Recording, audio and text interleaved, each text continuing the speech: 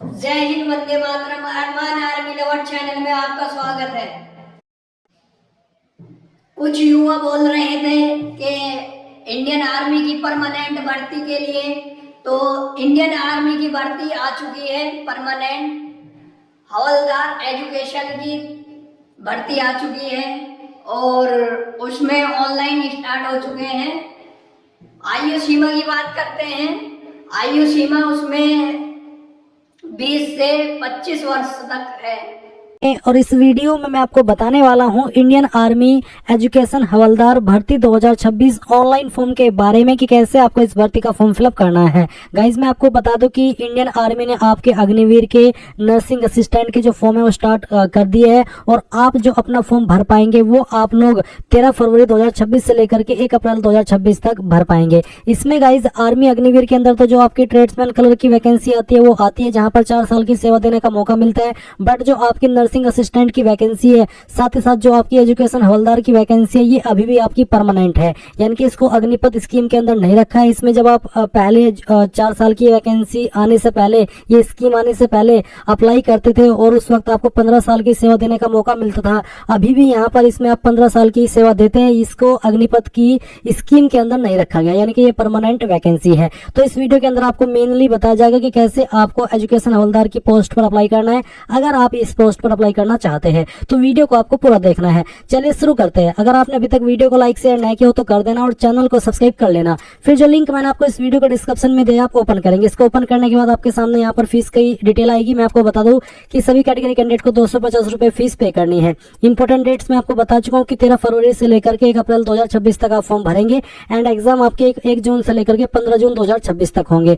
फिर यहाँ पर आपको एज लिमिट देखने को मिल जाएगा। जो आपकी यहाँ पर वैकेंसी है इसमें हवलदार की, उस पर एज लिमिट आपकी 20 से 25 साल है और जेसीओ कैटरिंग पर आपकी एज लिमिट 21 से 27 साल है। फिर आपको थोड़ा सा नीचे आएंगे तो देखेंगे कि हवलदार एजुकेशन पर अप्लाई करने के लिए आपसे आईटी या फिर साइबर, जिसमें कि आप देख सकते हैं बैचलर मास्टर डिग्री विद 50% के साथ में, यानी कि आपके पास जो क्वालिफिकेशन है इनमें से कोई एक होनी चाहिए जो यहाँ पर मेंशन की गई है, जो कि 50% के साथ में आपने पास की हो। इसके अलावा अगर आप इंफॉर्मेशन ऑपरेशन पर अप्लाई करेंगे तो आपके पास बैचलर या मास्टर डिग्री 50% के साथ में पास होनी चाहिए, इनमें से किसी भी डिसिप्लिन में जो यहाँ पर मेंशन किए गए हैं। एंड यहाँ पर आप ऑफिशियल वेबसाइट पर भी देख सकते हैं। आपको यहाँ पर भी हवलदार आईटी साइबर पर अप्लाई करने के लिए क्या क्वालिफिकेशन चाहिए उसकी इन्फॉर्मेशन दी गई है। हवलदार लिंग्विस्ट पर अप्लाई करने के लिए क्या क्वालिफिकेशन चाहिए वो भी आप यहाँ पर देख सकते हैं। आपको यहाँ पर अप्लाई का लिंक एक्टिवेट भी दिख रहा है। अगर आपको अभी आपके सामने अप्लाई का लिंक एक्टिवेट नहीं दिख रहा तो गाइज मैं आपको बता दूं कि जब अप्लाई लिंक एक्टिवेट होता है तो जिस डेट में लिंक एक्टिवेट होता है उसमें सभी का एक साथ में नहीं होता है, किसी का शाम में जाकर के होता है, किसी का नेक्स्ट डेट जाकर के होता है। अगर आप इस वीडियो को कुछ दिन के बाद वॉच कर रहे हो 13 फरवरी के, तो गाइज मे बी आपको यहाँ पर ये कोई इशू देखने को नहीं मिलेगा। आपके सामने अप्लाई का लिंक आएगा। अगर एप्लीकेशन नोट ओपन आ रहा है तो थोड़ा सा वेट आपको कर लेना है, आपको चिंता नहीं करने की कोई आवश्यकता नहीं है। लिंक आपका ऑफिशियली आ चुका है और एक्टिवेट भी हो ही जाएगा, क्योंकि जो फॉर्म है वो आपके सभी वैकेंसी के एक साथ में ही भरे जाते हैं। तो ये चीज आपको क्लियर हो गई। अब अगर आप इसमें अप्लाई करने के लिए एलिजिबल है तो गाइज आप यहाँ पर इंपोर्टेंट लिंक के सेक्शन में आएंगे और अप्लाई ऑनलाइन लिंक ओपन करेंगे। आपके सामने वाला इंटरफेस आएगा जैसे कि आप वीडियो में देख सकते हैं। अभी आप आपकी जो स्टेट है वो सिलेक्ट कर लेंगे। उसके बाद में आपकी जो डिस्ट्रिक्ट है वो आपको सिलेक्ट करनी है। ये सिलेक्ट करने के बाद में गाइज अब आप आपकी जो डिस्ट्रिक्ट है वो सिलेक्ट कर लेंगे। डिस्ट्रिक्ट के बाद में आपको आपकी तहसील सिलेक्ट कर लेनी है। फिर तहसील के बाद में आपकी जो भी हाइट है वो आपको सेंटीमीटर के अंदर सिलेक्ट करनी होगी। फिर आती है डेट ऑफ बर्थ, तो आप यहाँ पर कैलेंडर के ऊपर क्लिक करेंगे और जो भी आपकी डेट ऑफ बर्थ है वो आप सिलेक्ट कर लेंगे। पहले ईयर, फिर आपका मंथ और उसके बाद में डे, तो आपकी डेट ऑफ बर्थ आ जाएगी। क्वालिफिकेशन कोर्स, तो आपने कौन सी क्वालिफिकेशन की है, जैसे कि जो पोस्ट पर मैं अभी आपको अप्लाई करके दिखाने वाला हूँ या फिर जो भी जिस पोस्ट पर आप अप्लाई कर रहे हैं आपको पता है कि क्या क्वालिफिकेशन चाहिए, तो क्या है आपके पास ग्रेजुएशन या फिर पोस्ट ग्रेजुएशन, जो भी है वो आप सिलेक्ट कर लीजिए। मान लीजिए आपके पास ग्रेजुएशन है तो आपने ग्रेजुएशन सिलेक्ट कर लिया। फिर आपको आपका जेंडर सिलेक्ट कर लेना है, मेल या फीमेल जो भी है। और जो आपकी क्वालिफिकेशन आपने सिलेक्ट किया है ये आप अपेयरिंग यानी कि अभी कर रहे हैं या फिर पास कर चुके हैं वो आपको बताना है टिक करके। फिर मैरिटल स्टेटस आपका क्या है, डाइवोर्सी, मैरिड, अनमैरिड, विडोवर, जो भी है वो आप यहाँ पर सिलेक्ट कर लीजिएगा। मैं अनमैरिड हूं तो यहाँ पर ये अनमैरिड सिलेक्ट कर लेता हूँ। इसके बाद नीचे की तरफ आएंगे और फिर यहाँ पर कुछ और स्पेशल कैटेगरी दी गई है, जैसे कि नॉन डिस्पेंशन कैटेगरी कैटेगरी। अगर आपकी इनमें से कोई स्पेशल कैटेगरी नहीं है तो आप नॉन डिस्पेंसन कैटेगरी सेलेक्ट कर लेंगे। अगर आप स्पोर्ट्स पर्सन है, relation with army personal, tribals of recognised tribal areas, Gorkha, तो आप वो सेलेक्ट कर लीजिएगा। तो मैंने सेलेक्ट कर लिया। अब आप चेक एलिजिबिलिटी इसके ऊपर क्लिक करेंगे। इसके ऊपर क्लिक करने के बाद में गाइज यहाँ पर आपको नीचे की तरफ इसमें वो पोस्ट देखने को मिलेगी जिस पोस्ट पर आप अप्लाई करने के लिए एलिजिबल हो आपकी एलिजिबिलिटी के अकॉर्डिंग। जैसे कि मैंने यहाँ पर सर्च किया तो अग्निवीर की कैटेगरी में कोई वैकेंसी नहीं है, पर अगर मैं यहाँ पर रेगुलर कार्डर के ऊपर क्लिक कर रहा हूँ तो हम देखते हैं कि हम इस रेगुलर कार्डर में किसी पोस्ट पर अप्लाई करने के लिए एलिजिबल है या नहीं है। और मैं आपको बता दूं कि अभी भी अग्निवीर के चलते हुए भी कुछ पोस्ट ऐसी है जिन पर अभी भी आपकी पुराने वाली सर्विस रहती है, यानी कि 15 साल की सर्विस आपको देने का मौका मिलता है।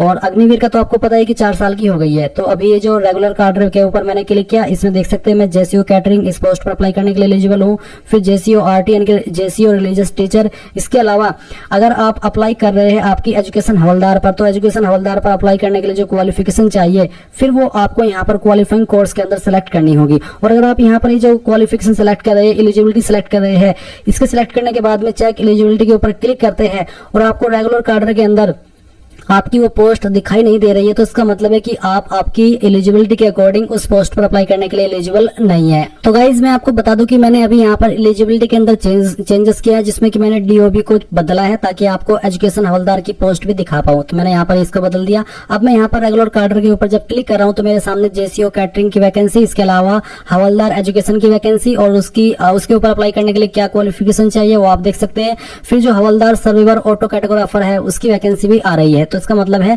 कि ये जो आपके सामने वैकेंसी शो होगी है आपकी क्वालिफिकेशन, आपकी एज लिमिट इसके ऊपर ही शो होगी। तो अब आपको जिस भी पोस्ट पर अप्लाई करना है उसी के सामने आपको अप्लाई के ऊपर क्लिक करना है। अप्लाई पर क्लिक करने के बाद में आपके सामने यहाँ पर इस तरह का इंटरफेस आएगा। मैं आपको बता दूं कि अगर आपने यहाँ पर इंडियन आर्मी की वेबसाइट का इस्तेमाल करके पहले भी जेसीओ और लेवल की पोस्ट पर अप्लाई किया यानी कि अग्निवीर पर अप्लाई किया है तो आपका अकाउंट यहाँ पर बना हुआ होगा। आप यहाँ पर उसी को लॉगिन करेंगे क्योंकि आप नया रजिस्ट्रेशन नहीं कर सकते। अगर आपका अकाउंट बना हुआ है पर आप आपका पासवर्ड भूल चुके हैं तो मैं आपको बताता हूं कि कैसे आपको उसको रिकवर करना है। तो आप यहाँ पर यूजर नेम में आपने जो ईमेल आईडी रजिस्टर की थी वो यहाँ पर डालिएगा। फिर पासवर्ड अगर आपको याद है तो डाल करके इसको लॉगिन कर लीजिए। अगर याद नहीं है तो आप यहाँ पर फॉरगॉट पासवर्ड इसके ऊपर क्लिक करेंगे। इसके ऊपर क्लिक करने के बाद में यूजर नेम में आपको आपकी रजिस्टर्ड ईमेल आईडी डालनी है जो कि आपने उस वक्त रजिस्टर की थी। फिर जो डेट ऑफ बर्थ आपने फॉर्म के अंदर भरी थी उस वक्त वो डीओबी भी आपको यहाँ पर सेलेक्ट करनी है। एंड उसके बाद में आपको यहाँ पर मैट्रिकुलेशन यानी कि 10th का जो सर्टिफिकेट नंबर है आपका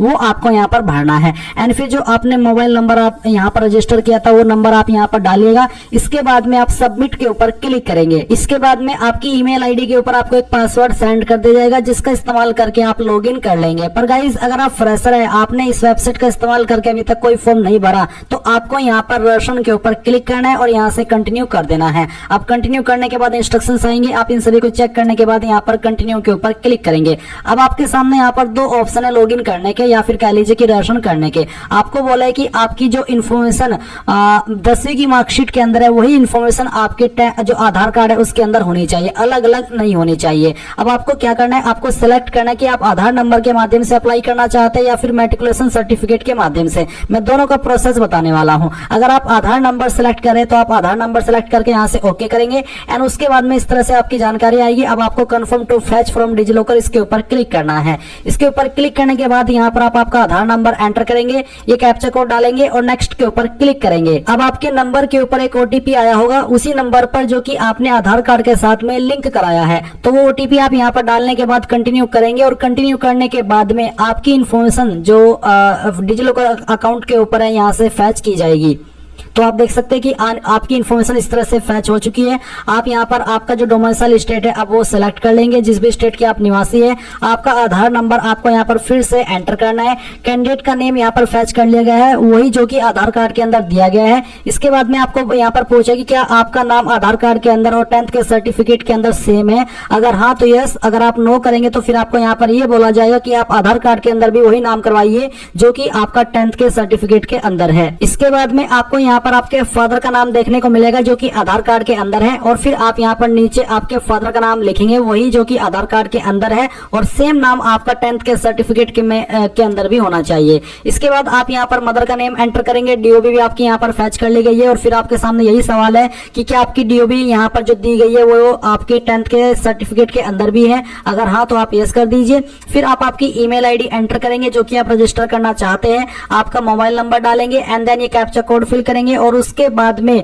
आप यहाँ पर सभी जानकारी चेक करते हुए सबमिट पर क्लिक करेंगे। सबमिट पर क्लिक करने के बाद में जो आगे का प्रोसेस आएगा वो बताने से पहले मैं उन कैंडिडेट के बारे में बात करना चाहूंगा जो कि डिजी लॉकर के माध्यम से नहीं बल्कि मैट्रिकुलेशन सर्टिफिकेट के माध्यम से इसमें रजिस्ट्रेशन कर रहे हैं। तो उनको कैसे कहां पर क्या जानकारी भरनी है वो प्रोसेस भी आप जान लीजिए। तो गाइज आप यहाँ पर जब आधार नंबर सिलेक्ट किए थे, यहीं पर अगर आपके पास आधार नंबर नहीं है आप मैट्रिकुलेशन सर्टिफिकेट सिलेक्ट करेंगे। ये सिलेक्ट करने के बाद आप confirm to fetch from DigiLocker इसके ऊपर क्लिक करेंगे एंड देन फिर यहाँ पर आपको आपका बोर्ड सेलेक्ट करना है। जो भी आपका बोर्ड है 10th का वो आप यहाँ पर सेलेक्ट कर लीजिए। 10th का रोल नंबर क्या है वो आपको यहाँ पर एंटर करना है। फिर किस ईयर के अंदर आपने आपकी 10वीं पास की थी वो ईयर आपको सेलेक्ट कर लेना है। फुल नेम आपका आपके 10th के सर्टिफिकेट के अंदर क्या है वो आपको यहाँ पर लिखना है। आपकी ईमेल आईडी आपको यहाँ पर देनी है जो कि आप रजिस्टर करना चाहते हैं। आपका मोबाइल नंबर देना है जो कि आप रजिस्टर करना चाहते हैं एंड देन फिर आप फाइंड के ऊपर क्लिक करेंगे। इसके बाद में आपकी जानकारी यहाँ पर फैच कर ली जाएगी और आपके सामने यहाँ पर रजिस्ट्रेशन का जो पेज है वो आ चुका है। तो आप यहाँ पर पहले आपकी स्टेट सिलेक्ट करेंगे जिस स्टेट के आप स्थायी निवासी है एंड बोर्ड का नाम यहाँ पर आपके दिया है, रोल नंबर दिया है, ईयर ऑफ एग्जाम दिया है, कैंडिडेट का नेम जो मैट्रिकुलेशन सर्टिफिकेट के अंदर है वो यहाँ पर आपको देखने को मिलेगा। फिर यहाँ पर आपको कैंडिडेट का फादर नेम लिखना है और फिर मदर नेम लिखना है, और ध्यान दीजिए कि जो आप फादर नेम दे रहे हैं मदर नेम दे रहे हैं यही नाम आपका 10th के सर्टिफिकेट के अकॉर्डिंग आधार कार्ड में भी होना चाहिए। एंड फिर आप यहाँ पर आपका ईमेल एड्रेस एंटर कीजिएगा, आपका मोबाइल नंबर डालिए जो कि आप रजिस्टर करना चाहते हैं, यहाँ पर टिक कीजिए एंड ये कैप्चा कोड डालने के बाद में सबमिट के ऊपर क्लिक कीजिए। अब जो आगे का प्रोसेस है वो दोनों के सामने सेम आएगा, चाहे आप आधार कार्ड के नंबर से इसमें रजिस्ट्रेशन कर रहे हैं या फिर 10th के सर्टिफिकेट के नंबर से। अब गाइज आपने जो ईमेल आईडी भरी है वो ईमेल आईडी आपको चेक करनी है। उसके ऊपर आपको एक ईमेल मिली होगी जिसमें कि वेरिफिकेशन कोड दिया है, ये आप चाहे तो यहाँ से कॉपी कर लीजिए या फिर जो यहाँ पर दिया गया है सेम टू सेम आपको यहाँ पर एंटर ओटीपी के सेक्शन में लिखना है। ये कैप्चा कोड आपको डालना है एंड देन सबमिट के ऊपर क्लिक करना है। सबमिट के ऊपर क्लिक करने के बाद यहाँ पर एजुकेशन डिटेल का सेक्शन आपके सामने ये आएगा। अब आपको यहाँ पर क्वालिफाइंग कोर्स में सिलेक्ट करना है कि जो आपकी हाईएस्ट क्वालिफिकेशन है वो क्या है, तो आप यहाँ पर सिलेक्ट कर लीजिए और फिर बताइए कि आपने क्वालिफिकेशन पास कर ली है या फिर आप कर रहे हैं। तो जो भी है वो आप यहाँ पर टिक कर दीजिए। अगर पास कर चुके तो आप पास सेलेक्ट कर लेंगे। फिर है मैट्रिकुलेशन 10th बोर्ड, तो 10th आपने किस बोर्ड से की है, CBSE, ICSE, open school, other state board. State board यानी कि अगर आप यूपी से है तो आपका स्टेट बोर्ड यूपी बोर्ड हुआ तो आप यहाँ पर सेलेक्ट कर लीजिए। मैंने स्टेट बोर्ड सेलेक्ट किया। स्टेट बोर्ड सेलेक्ट करने के बाद में अब मैं यहाँ पर उत्तर प्रदेश सेलेक्ट कर लेता हूँ। 10th का रोल नंबर यहाँ पर दिया है। फिर यहाँ पर आर यू रिमस्टरिंग कैंडिडेट, क्या आप उम्मीदवार को फिर से तैयार कर रहे हैं, तो आप यहाँ पर नो ही रहने दीजिए। इसके बाद में गाइज आप यहाँ पर थोड़ा ऊपर आएंगे और आपको कुछ और जानकारी यहाँ पर भरनी है, जैसे कि जेंडर आपका यहाँ पर आपको सेलेक्ट कर लेना है और यहाँ से ओके करना है। इसके बाद यहाँ पर आप देखेंगे मैरिटल स्टेटस, तो आप इसको फिर से सेलेक्ट कर लीजिए। अनमैरिड जो भी आपका स्टेटस है बेसिकली वही। फिर आपकी हाइट कितनी है वो आपको यहाँ पर सेंटीमीटर के अंदर सेलेक्ट कर लेनी है। ये सिलेक्ट करने के बाद में आप यहाँ पर इस तरफ आएंगे राइट साइड में और यहाँ पर आपको कुछ जानकारी दी गई और कुछ जानकारी आपको यहाँ पर भरनी है, जैसे कि आपकी डिस्ट्रिक्ट कौन सी है और डिस्ट्रिक्ट आप यहाँ पर सेलेक्ट कर लेंगे एंड देन आपकी तहसील कौन सी है और तहसील भी आपको सेलेक्ट कर लेनी है। इसके बाद आप यहाँ पर पासवर्ड रिक्वायरमेंट के सेक्शन में आएंगे और आपको यहाँ पर एक पासवर्ड बनाना है। पासवर्ड आपका कैसा, उसका एक एग्जांपल मैं आपको देकर के दिखाता हूँ। आपके पासवर्ड के अंदर इंग्लिश का कैपिटल लेटर कम से कम एक, स्मॉल लेटर कम से कम एक, ज्यादा कितने भी रख सकते हैं, कोई स्पेशल कैरेक्टर और साथ ही आपको डिजिट का इस्तेमाल करना है। तो कुछ इस तरह का पासवर्ड आप यहाँ पर बना लीजिए एंड फिर उसको दोबारा डाल करके वेरीफाई कर दीजिए और फिर ये कैप्चा कोड फिल कीजिए एंड सभी जानकारी को चेक करते हुए आप यहाँ पर सेव के ऊपर क्लिक कीजिए। अब आप यहाँ पर देख सकते हैं you are now registered with the join Indian Army website, तो आप गो टू होम के ऊपर क्लिक करें। इसके ऊपर क्लिक करने के बाद आप देख सकते हैं रजिस्टर्ड सक्सेसफुली। अब यहाँ से आप ओके कर दीजिए। रजिस्ट्रेशन का प्रोसेस कंप्लीट करने के बाद में आपके सामने सेम इंटरफेस आएगा जैसे कि आप वीडियो में देख सकते हैं। अभी गाइज आप यहाँ पर जो इसमें अप्लाई है वो करेंगे, तो आपको क्या करना है, अगेन आप यहाँ पर नीचे की तरफ आएंगे और अग्निवीर से आप रेगुलर कैडर के ऊपर क्लिक कर देंगे और जिस भी पोस्ट पर आपको अप्लाई करना है, जैसे कि जेसीओ कैटरिंग, हवलदार एजुकेशन, हवलदार सर्वेवर, ऑटो कैटेगोराफर, तो आपको यहाँ पर उसी के सामने अप्लाई के ऊपर क्लिक करना है। इसके बाद आपके सामने इंस्ट्रक्शंस आएंगे, आप यहाँ पर इनको कंटिन्यू कर देंगे। कंटिन्यू करने के बाद में यहाँ पर आपकी कुछ इन्फॉर्मेशन दी गई है जो कि अभी आपने रजिस्ट्रेशन के वक्त भरी है और कुछ इन्फॉर्मेशन अभी आपको यहाँ पर अपने अपनी देनी है। जैसे कि यहाँ पर गाइज आपको देखने को मिलेगा आपका रिलीजन, तो जो भी आपका रिलीजन है इसमें से वो आपको सिलेक्ट कर लेना है। क्लास आपके यहाँ पर इनमें से कौन सी है वो आप यहाँ पर सिलेक्ट कर लेंगे। तो जो भी है आपके यहाँ पर क्लास वो आप सिलेक्ट कीजिए। सिलेक्ट करने के बाद में इस तरह पे आपका फोटो और यहाँ पर है साइन। तो आपका जो फोटो है इसका साइज आपका 5 से 20 KB के बीच में रहना चाहिए। तो चूज फाइल के ऊपर क्लिक करें, जहां पर भी आपका फोटो फाइल है वो आपको सिलेक्ट करना है और यहाँ से ओपन कर लेना है। ओपन करने के बाद में आपका फोटो इस तरह से आ जाएगा। फिर आपको यहाँ पर आपको जो सिग्नेचर है वो अपलोड करना है। तो आपको यहाँ पर इसका साइज 5 से 10 KB के बीच में बोला है। तो आप चूज फाइल के ऊपर क्लिक करेंगे, जहां पर भी आपका साइन का फाइल है वो आपको सिलेक्ट करना है और यहाँ से ओपन कर लेना है। तो चलिए हम यहाँ से इसको ओपन कर लेते हैं। तो आपका यहाँ पर साइन आ चुका है। इसके बाद यहाँ पर आपको कुछ जानकारी दी गई है, ये जानकारी वेरीफाई करेंगे और सेव एंड कंटिन्यू पर क्लिक करेंगे। इसके बाद में आपके सामने आती है कम्युनिकेशन डिटेल यानी कि एड्रेस की जानकारी। तो एक तरफ है आपका परमानेंट एड्रेस और दूसरी तरफ है कोरेस्पोंडेंस यानी कि प्रेजेंट एड्रेस। तो जो भी आपका परमानेंट एड्रेस है वो आपको फिल करना है, जैसे कि हाउस नंबर। एड्रेस के सेक्शन में जो भी आपका एड्रेस है आपकी आईडी के अकॉर्डिंग वो आप यहाँ पर पूरा लिख देंगे। फिर यहाँ पर विलेज के अंदर आपके गाँव का नाम देंगे, सिटी टाउन का नाम यहाँ पर देंगे जो भी है, सिटी या फिर नगर। इसके बाद में स्टेट आपकी यहाँ पर दी गई है, डिस्ट्रिक्ट दी गई है, तहसील दी गई है। अब आपको आपके ब्लॉक या फिर लोकेलिटी जो भी है उसका नाम आपको यहाँ पर एंटर करना है। फिर आपका जो पिन कोड है वो आप यहाँ पर एंटर करेंगे। आपका नजदीकी पुलिस स्टेशन कौन सा है उसका नाम आपको यहाँ पर लिखना है। आपका डाकघर कौन सा है नजदीकी वो आप यहाँ पर लिख देंगे। एंड जो टेलीग्राम ऑफिस अगर कोई है तो आप दे देंगे, नहीं तो आप इसको खाली छोड़ सकते हैं। फिर इस तरह पे आपका कोरेस्पोंडेंस एड्रेस, तो अगर आपका परमानेंट और प्रेजेंट एड्रेस सेम है तो आप यहाँ पर टिक कर देंगे। अगर अलग है तो अनटिक करके अलग से अपना प्रेजेंट एड्रेस फिल कर दीजिएगा, ऐसे ही जैसे कि अभी आपने परमानेंट एड्रेस फिल किया है। एंड इसके बाद आप सेव एंड कंटिन्यू पर क्लिक करेंगे। अब गाइज ये जो आगे की जानकारी है मैं आपको एक अन्य वीडियो से डेमो के लिए बता रहा हूँ, क्योंकि मैं इस पोस्ट पर एलिजिबल नहीं हूँ एज के अकॉर्डिंग अप्लाई करने के लिए, और मैं आपको यहाँ पर एक अन्य वीडियो से जानकारी इसलिए बता पा रहा हूँ ताकि आपसे कोई भी प्रॉब्लम इस फॉर्म को भरने में न हो। क्योंकि इसके पहले का प्रोसेस सभी वैकेंसी का सेम होता है, बट जो अलग होता है वो आपका मिसलेनियस डिटेल और एजुकेशन डिटेल का होता है, इसलिए ये जानकारी आपको यहाँ से दी जा रही है। अगर आपको फिर भी कोई प्रॉब्लम या डाउट लगे तो आप कमेंट के माध्यम से पूछ लीजिएगा। तो बेसिकली जैसे आप एड्रेस की इन्फॉर्मेशन सेव करके आगे बढ़ेंगे तो यहाँ पर आपके सामने मिसलेनियस डिटेल का ऑप्शन आ जाएगा, जहाँ पर आपसे पूछा है कैटेगरी। जैसे कि यहाँ पर जनरल रैली, तो आप यहाँ पर सामान्य रैली में ही इसको रहने दें। फिर यहाँ पर आता है स्पोर्ट, अगर आप यहाँ पर एक स्पोर्ट्स पर्सन है तो आपको यस करना होगा, नहीं तो आप यहाँ पर नो के ऊपर ही रहने देंगे। देन यहाँ पर आपके सामने नीचे आता है एनसीसी, तो अगर आपके पास एनसीसी है तो आपको यस करना है, नहीं तो आप नो करेंगे। अगर आप यस करते हैं तो फिर आपको बताना कि आपके पास एनसीसी का कौन सा सर्टिफिकेट है। देन आती है हाईएस्ट क्वालिफिकेशन, तो जिस पोस्ट पर आप अप्लाई करें इस पर ग्रेजुएशन चाहिए कम से कम, तो आप यहाँ पर जो आपकी हाईएस्ट क्वालिफिकेशन है ग्रेजुएशन वो सिलेक्ट कर लेंगे। एंड इसके बाद आप यहाँ पर सेव एंड कंटिन्यू पर क्लिक करेंगे। सेव एंड कंटिन्यू पर क्लिक करने के बाद यहाँ पर आती है आपके सामने एजुकेशन डिटेल, तो पहले तो आपको इसके ऊपर टिक करना है। टिक करने के बाद यहाँ पर आता है क्वालिफाइंग कोर्स, तो आपको यहाँ पर सिलेक्ट के ऊपर क्लिक करके जो भी आपकी क्वालिफिकेशन है, जैसे कि BA with mathematics, BSc with mathematics, BTech and 12th class physics chemistry mathematics as main subject, ये तो आपके पास होनी ही चाहिए। तो जो भी आपकी क्वालिफिकेशन है वो आपको सिलेक्ट करनी है। पहले आप यहाँ पर जो आपकी 12th क्लास है फिजिक्स केमिस्ट्री एंड मैथमेटिक्स ये सिलेक्ट कर लेंगे। फिर आपने जो आपकी 12th है वो आपने किस बोर्ड से की है वो बोर्ड आप सिलेक्ट कर लेंगे। अगर आपका स्टेट बोर्ड है तो आप स्टेट बोर्ड सिलेक्ट कर लीजिएगा, अगर अन्य है तो वो भी आप सिलेक्ट कर सकते हैं। किस साल के अंदर आपने 12th पास किए वो साल आपको सिलेक्ट करना है। आपका 12th का रोल नंबर एंटर करना है एंड जो आपका सर्टिफिकेट नंबर है 12th का वो भी आप यहाँ पर डाल देंगे। देन आपको ऐड पर क्लिक करना होगा। ऐड पर क्लिक करने के बाद ये जानकारी आपको नीचे की तरफ दिख जाएगी, जो कि बेसिकली सेव हो जाएगी। फिर आपको यहाँ पर आपकी जो ग्रेजुएशन की क्वालिफिकेशन है, जैसे कि BA with mathematics, BSc with mathematics, ये वाली क्वालिफिकेशन सेलेक्ट करनी है। इसके बाद गाइज आपको यहाँ पर बताना है कि आपने किस एजुकेशन या फिर यूनिवर्सिटी से किया। जैसे कि यहाँ पर आपको स्टेट यूनिवर्सिटी, सेंट्रल यूनिवर्सिटी ये ऑप्शन देखने को मिल रही है, तो जिससे भी किया वही आप सेलेक्ट करिएगा। फिर आपको ईयर ऑफ पासिंग यहाँ पर सेलेक्ट करना है। आपका जो फाइनल ईयर का रोल नंबर है वो एंटर करना है एंड जो आपका सर्टिफिकेट नंबर है वो भी आपको यहाँ पर डाल देना है। देन गाइज आपके सामने यहाँ पर जैसे आप ऐड के ऊपर क्लिक करेंगे जानकारी आ जाएगी। नीचे आपकी 12th की और ऊपर है आपकी जो क्वालिफाइंग एजुकेशन है वो, तो यहाँ पर नीचे आपको 12th की इन्फॉर्मेशन पहले एंटर करनी है। जैसे कि केमिस्ट्री के अंदर आपके कितने नंबर आए थे वो आपको यहाँ पर एंटर करना है। फिर आप ऐड न्यू रो के ऊपर क्लिक करके यहाँ पर आपका जो सेकंड सब्जेक्ट है उसके जो नंबर प्राप्त हुए थे वो भरेंगे और कितने में से आए थे वो आप आउट ऑफ मार्क्स के अंदर एंटर करेंगे। एंड फिर आप फिजिक्स की जो आपके नंबर है वो आप देंगे। इसके बाद यहाँ पर if subject is not in the list तो फिर आपको यूज अदर यानी कि अदर का ऑप्शन आपको यूज करना होगा।